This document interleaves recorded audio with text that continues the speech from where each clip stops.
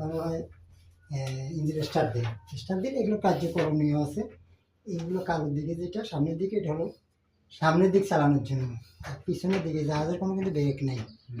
এখানে জ্ঞান বুদ্ধি দিয়ে ব্রেক তৈরি করতে হয়। মানে সামনের দিকে গেলে পিছনের দিয়ে ওইটা হ্যাঁ কন্ট্রোল করতে হয়।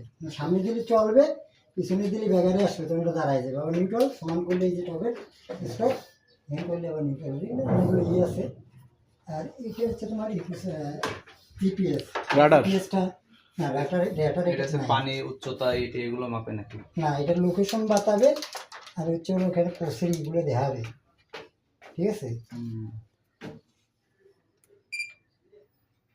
এটা হলো ইকো সাউন্ডার। এটা মানে ইয়াতে চলে, সব দিয়ে এখন ডিজিটাল হয়ে গেছে। সব ডিজিটাল। এটাই পানি দেখাবে। এটা হলো এখান থেকে, এটার কাজ হলো এটা। কতটুকু দেওয়া লাগবে ডানে বামে কতটুকু ডান দেওয়া বাম লাগবে? এগুলো, এটা সর্বোচ্চ 35 ডিগ্রি পর্যন্ত আসা যায়, 30-35 পর্যন্ত। এটা ইলেকট্রিক, এটা ইলেকট্রিক। এইটা হলো সেই জিপিএস। যে এখানে এখন কত কোর্স পজিশন সেটা দেখাচ্ছে। এই যে 23-3-884 নর্থ, 89-22-717 ইস্ট। ঠিক আছে।